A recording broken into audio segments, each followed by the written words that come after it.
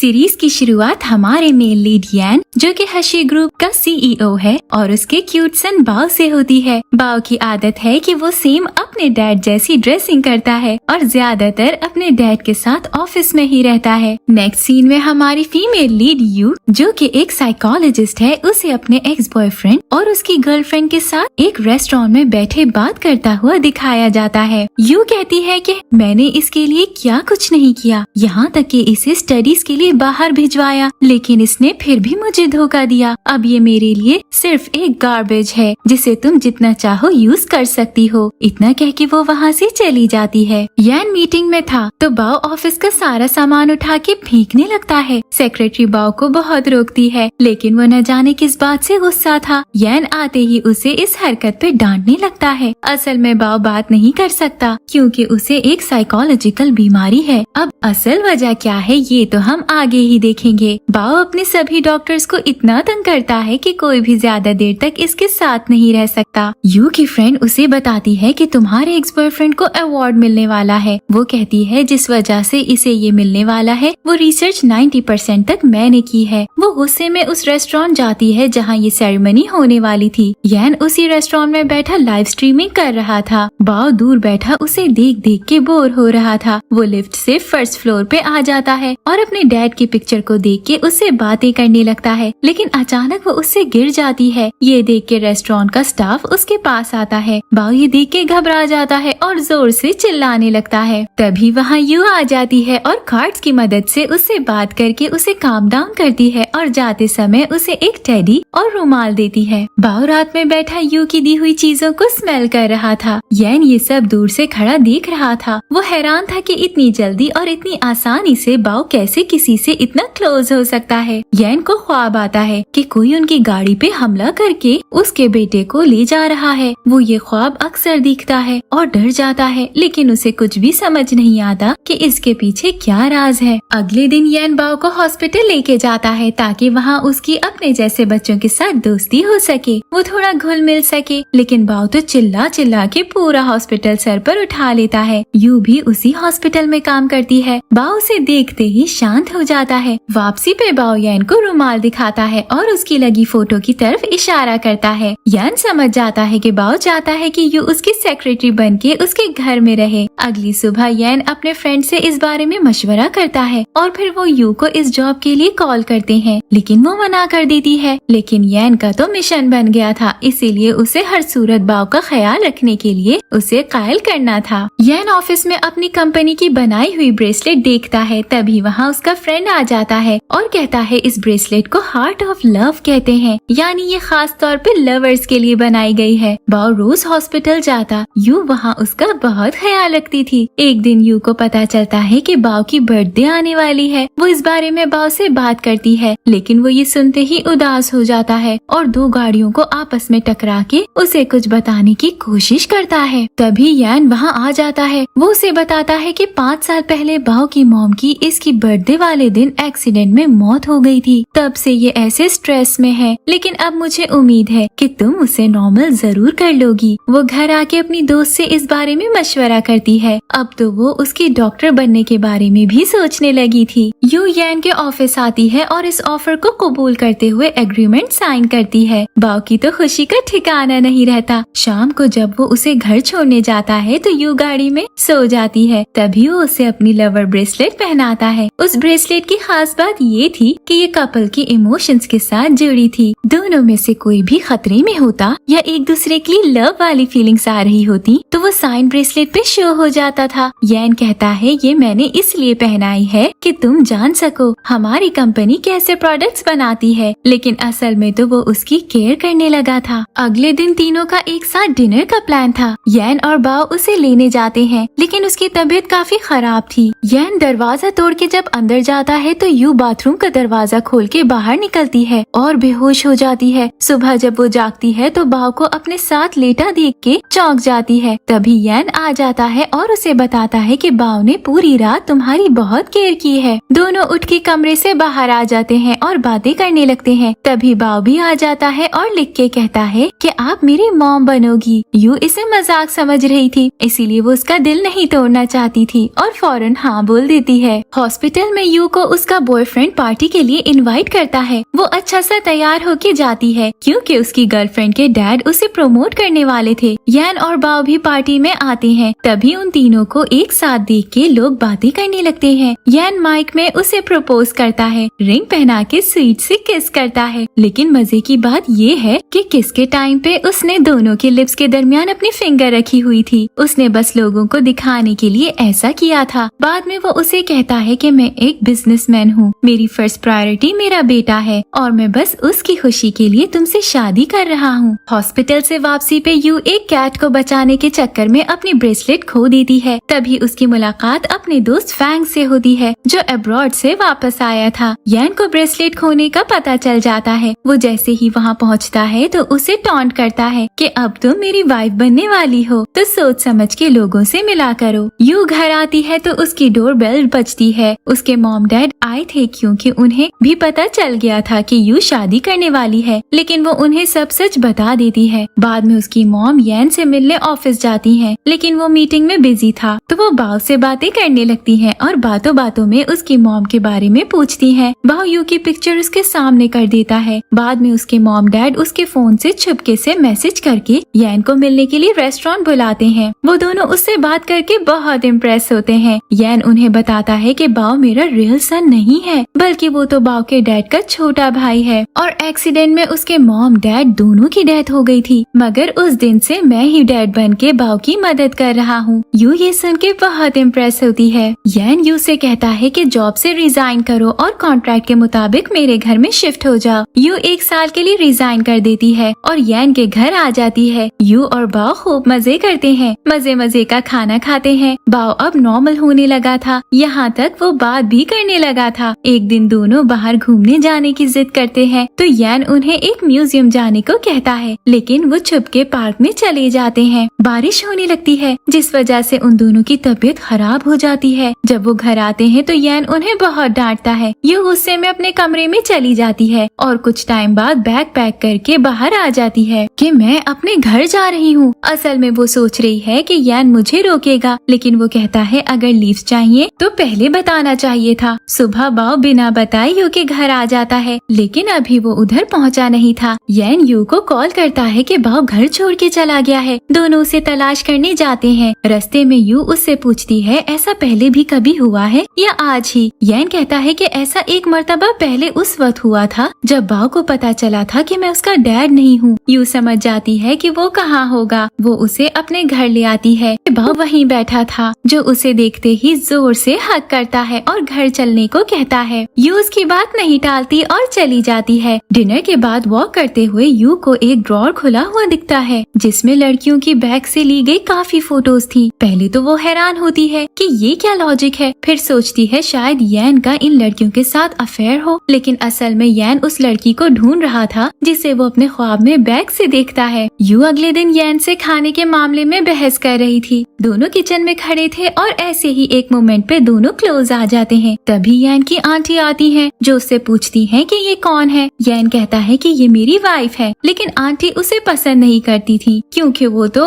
और ही चक्करों में थी, तो वो ये कैसे बर्दाश्त कर लेती। यू को रास्ते से हटाने के लिए वो बाओ से भी पूछती हैं कि क्या मैं तुम्हारे लिए कोई अच्छी सी मॉम तलाश कर दूं, लेकिन वो भी यही कहता है कि मैंने अपनी मॉम ढूंढ ली है और मैं उसके साथ बहुत खुश हूँ। नेक्स्ट सीन में हम आंटी को किसी आदमी के साथ कार में बैठा हुआ देखते हैं जो यान के बारे में कुछ अजीब सी बातें कर रहे थे और कह रहे थे कि यान की शादी तो लिन के साथ होके रहेगी। यहाँ बताती चलूं कि लिन एक अच्छी बिजनेस फैमिली से ताल्लुक रखती है और वो यान की बचपन की दोस्त है। ऑफिस में आंटी यान से कहती है कि हर साल कंपनी की एनिवर्सरी पे तुम अकेले बाओ के साथ जाते हो, इस मर्तबा क्यों न मैं लिन को बुला लूं, लेकिन वो कहता है कि इस मर्तबा मेरे साथ मेरी वाइफ जाएगी, इसीलिए मुझे किसी की जरूरत नहीं। पार्टी में कैसा बिहेव करना है ये सब सिखाने के लिए यान यू के लिए घर में टीचर्स हायर करता है जो उसे रोज क्लास देते हैं। यान भी घर में था, तभी उसे अपनी सेक्रेटरी की कॉल आती है जो कहती है कि आपके पिछले ड्राइवर का पता चल गया है। इतना सुनना था कि वो फौरन घर से निकलता है। गाड़ी में सेक्रेटरी यान को एक वॉइस नोट सुनाती है जिसमें ड्राइवर ने कहा था कि उस रात सर और मैम आपस में बहुत झगड़ रहे थे। मैम को कहीं पहुंचना था, इसलिए हड़बड़ाहट में मुझसे एक्सीडेंट हो गया। तभी उन्हें कॉल आती है कि वो आदमी इनके चंगुल से भाग गया है। यहाँ हमें पता चलता है कि उस रात जब यैन ने बाओ और उसके मॉम डैड के एक्सीडेंट की खबर सुनी तो बारिश होने की वजह से जल्दबाजी में उसका भी एक्सीडेंट हो गया था और इस एक्सीडेंट से रिलेटेड उसे कुछ भी याद नहीं है। लेकिन अब ये बात कितनी सच है और कितनी झूठ ये तो आगे पता चलेगा जब इस एक्सीडेंट वाली हकीकत से पर्दा उठेगा। फाइनली एनिवर्सरी वाला दिन भी आ जाता है। तीनों अच्छे से तैयार होके पार्टी में जाते हैं। आंटी ने लिन को भी इनवाइट किया हुआ था। जैसे ही लिन पार्टी में आती है तो आंटी उसे वेलकम करती हैं और साथ ही लिन की फैमिली का एहसान जताने लगती हैं कि जब तुम्हारी फैमिली इस एक्सीडेंट की वजह से प्रॉब्लम में थी, तुम्हारी कंपनी लॉस में जा रही थी, तो लिन की फैमिली ने ही तुम्हें सपोर्ट किया था। ये सब सुन के यू परेशान हो जाती है और हड़बड़ाहट में गिरने लगती है। सोशल मीडिया पर लिन और यैन के रिलेशनशिप को लेके बातें हो रही थी। असल में लिन उसकी मंगेतर भी है, लेकिन वो उससे शादी नहीं करना चाहता। यू रात को अपनी दोस्त से फोन पे लिन के बारे में बातें कर रही थी। यैन बाहर खड़ा सारी बातें सुन लेता है, जो उसे बाद में कहता है कि तुम्हारा इस बात से क्या ताल्लुक है कि लिन के साथ मेरा क्या रिश्ता है। तुम यहाँ बाव के लिए आई हो तो बेहतर है उसी का ख्याल रखो। कुछ दिन बाद यू के डैड की तबीयत बहुत खराब हो जाती है, जिस वजह से उन्हें हॉस्पिटल शिफ्ट करना पड़ता है। डॉक्टर्स कहते हैं कि अगर जान बचानी है तो इमरजेंसी में ऑपरेशन करवाना पड़ेगा। यान को जब पता चलता है तो वो अपनी सेक्रेटरी से कह के ऑपरेशन के सारे इंतजामात करवाता है। ऑपरेशन कामयाब हो जाता है। सभी बहुत खुश थे। बाव भी उनके साथ बहुत अटैच था, यहाँ तक कि वो उन्हें ग्रैंडफादर और ग्रैंड मदर कहने लगा था। आंटी यू के डैड को देखने के बहाने हॉस्पिटल आती हैं, जो बाव को उसकी फैमिली के साथ इतना घुला मिला देख के हैरान रह जाती हैं, क्योंकि वो ऐसा बच्चा नहीं है जो सबसे बात करे। यू और यैन सबको घर भेज के खुद हॉस्पिटल रुक जाते हैं। यहाँ यैन उसे अपने और लिन के रिश्ते के बारे में बताता है कि हम बचपन के दोस्त हैं, वो मेरी मंगेतर है, लेकिन मैं उससे शादी नहीं करना चाहता वगैरह वगैरह। लिन यैन की कंपनी में डिजाइनिंग डिपार्टमेंट में शेयर होल्डर बन गई थी ताकि वो उसके करीब रह सके। पार्टनरशिप की वजह से यैन को आए दिन मीटिंग्स के सिलसिले में मिलना पड़ता था, जिससे यू को जेलसी फील होती थी। वो यैन से कॉन्ट्रैक्ट खत्म करने को कहती है ताकि उसे आजादी मिल सके। यैन उसे मजीद पैसों की ऑफर करता है, लेकिन वो मना कर देती है। यू बाव के साथ घर में खेल रही थी, तभी उसका दोस्त फैंग आता है। तभी खिलौनों में एक वॉइस रिकॉर्डर भी पड़ा था जो ऑन था। यू फैंग को यैन के मुतालिक अपनी फीलिंग्स बता देती है और वो सारी बातें रिकॉर्ड हो जाती हैं। बाव बाद में सुन लेता है और यैन को सुनाता है। उसके सामने अब ये बात तो साफ हो गई थी कि यू उसे लाइक करती है। यैन लिन के साथ पार्टनरशिप खत्म कर लेता है। जब वो अपने घर आती है तो उसकी मॉम उसे इस रिश्ते और कॉन्ट्रैक्ट खत्म होने की वजह से डांटती है। लिन कहती है कि अब वो अपनी जिंदगी अपने तरीके से जिएगी, क्योंकि उसका ख्वाब फैशन डिजाइनिंग करना है। लेकिन उसकी मॉम कहती है अगर ये सब करना है तो मेरा नाम इस्तेमाल मत करना। मतलब अब वो बिल्कुल अकेली हो गई है। यू के सीनियर डॉक्टर हैंग उसे जर्मनी में ट्रेनिंग की ऑफर करते हैं और कहते हैं कि तुम्हारे पास अपना करियर मजीद कामयाब बनाने के लिए ये एक जबरदस्त मौका है। वो यैन से जल्द अज जल्द कॉन्ट्रैक्ट खत्म करने को कहती है ताकि जर्मनी जाके अपना करियर बना सके। आंटी रात में किसी आदमी से छुप के मिल रही थी, मानो कोई खुफिया बात कर रही हो। यू देख लेती है और समझती है कि शायद वो उन्हें तंग कर रहा है। जब वो पास जाके देखती है तो वो यैन का पुराना ड्राइवर था, जिसे वो कब से तलाश कर रहा था, लेकिन वो फिर से मौका देख के वहाँ से भाग जाता है। आंटी यू को बताती है कि मैं यैन की भलाई के लिए ही इसे मिल रही हूँ, क्योंकि एक्सीडेंट इसने नहीं बल्कि यैन ने किया है। वो उसे ये भी बताती है कि कुछ साल पहले एक्सीडेंट में तुमने जिस बच्चे को बचाया था वो बाव था। असल में ये बात यू को भी याद नहीं थी। आंटी को ये बात उस वक्त कंफर्म हुई जब एक दिन यू बाव को गाना सुना के सुला रही थी। यैन भी वहीं था। अचानक आंटी की कॉल आती है तो वो आवाज सुन के यैन से पूछती हैं कि ये गाना कौन गा रहा है। असल में यही गाना एक्सीडेंट वाली रात गा के यू ने बाव को चुप करवाया था जब वो रो रहा था। वो उसे कहती है कि तुम यैन और बाव की जिंदगी से निकल जाओ ताकि वो लिन से शादी कर सके और बिजनेस को मजीद ग्रो कर सके। यू भी उसकी बातें मान जाती है और अब यैन को इग्नोर करने लगती है। यैन के ऑफिस से लिन के निकल जाने के बाद उसका पूरा स्टाफ रिजाइन दे देता है। ऐसा करने में लिन का ही हाथ था, जो उसे नीचा दिखाना चाहती थी, जिसका असर ये होता है कि उसे CEO की सीट से हटा दिया जाता है। बाव अपने डैड डैड से कहता है कि मॉम को ऑफिशियली प्रपोज करें। यान भी अब उसकी बात से एग्री करता है क्योंकि वो उसे अब किसी सूरत खोना नहीं चाहता था। वो उसे प्रपोज करता है और एक स्वीट सी किस करता है, लेकिन यू के दिमाग में अभी भी ब्रेकअप को लेके ख्याल चल रहे थे कि वो ये सब कैसे करेगी। फिर एक दिन वो उसे बोल देती है। यान भी उसकी खुशी के लिए मान जाता है और उनकी लव स्टोरी का बाज़ाहिर एंड हो जाता है, मगर ये बात सिर्फ इन दोनों में ही होती है। यू बाओ को स्कूल छोड़ने जाती है तो वहाँ दो लोग उसे अगवा कर लेते हैं। बाओ उनकी फोटोज बना के यान को सेंड करता है। यान जल्दी ही उन तक पहुँच जाता है और अपनी गाड़ी उनके साथ हिट करता है। नेक्स्ट सीन में हम यान को हॉस्पिटल में देखते हैं, जिसे एक्सीडेंट वाली पूरी बात याद आ गई थी। उस रात एक्सीडेंट ड्राइवर ने नहीं बल्कि यान ने किया था। असल में उस रात पूरी फैमिली कहीं जा रही थी। इनके एनिमी बिजनेस ग्रुप ने इन्हें मारने के लिए ड्राइवर को पैसे देके गाड़ी के ब्रेक्स फेल करवा दिए थे। उस रात बारिश भी बहुत ज्यादा थी, इसीलिए वो गाड़ी संभाल नहीं पाया और उसका एक्सीडेंट हो गया। वो ये सब बता के बहुत रोता है, मगर यू उसे बताती है कि पुलिस ने सब लोग जो इसमें मुलव्विस थे उनको गिरफ्तार कर लिया है। उन दोनों के रिलेशनशिप में अब सब कुछ नॉर्मल हो जाता है। यू यान को जर्मनी जाने के बारे में बताती है और वो मान जाता है, लेकिन अब यू नहीं जाना चाहती थी। यान कहता है कि तुम्हारे ड्रीम्स पूरे करने के लिए तुम्हारा जाना जरूरी है और मैं वादा करता हूँ कि हर महीने मैं और बाओ तुमसे मिलने आएंगे। जाने से कुछ दिन पहले दोनों घर में अच्छा टाइम स्पेंड करते हैं, खूब मजे करते हैं। यान और यू अपनी शादी की प्लानिंग भी करते हैं। यू कहती है कि वो शादी पे लॉन्ग गाउन पहनेगी। फिर हम कुछ टाइम बाद का सीन देखते हैं। यान अपनी सीईओ की पोस्ट पे वापस आ गया है। यान और बाओ एयरपोर्ट पे यू को लेने जा रहे थे, लेकिन वो कहती है कि अभी मुझे आने में थोड़ा वक्त और लगेगा। दोनों सैड होके घर वापस आ जाते हैं। तभी वो उन्हें सरप्राइज देती है। दोनों उसे देख के बहुत खुश होते हैं। बाओ से मिलने के बाद यू उसे कमरे में भेज देती है और दोनों किस करते हैं, लेकिन बाओ कौन सा कम शरारती था, वो चुपके उन्हें देख रहा था। फाइनली शादी का दिन आ जाता है। बाओ सेरेमनी में एक लंबी स्पीच करता है जिसे उसने खुद लिखा था। बाओ के कहने पे वो यू को रिंग पहनाता है और किस करता है। आखिर बाओ का यू को अपनी मॉम बनाने का ख्वाब पूरा हो जाता है और इसी सीन के साथ ही इस इंटरेस्टिंग स्टोरी का एंड हो जाता है। अगर ओवरऑल इस सीरीज की बात करें तो बाओ की क्यूटनेस के आगे सब कुछ फीका था, लेकिन ये स्टोरी बहुत ही स्वीट और सॉफ्ट रोमांस से भरी हुई थी। सो मिलते हैं नेक्स्ट वीडियो में, तब तक के लिए good luck and thank you for watching.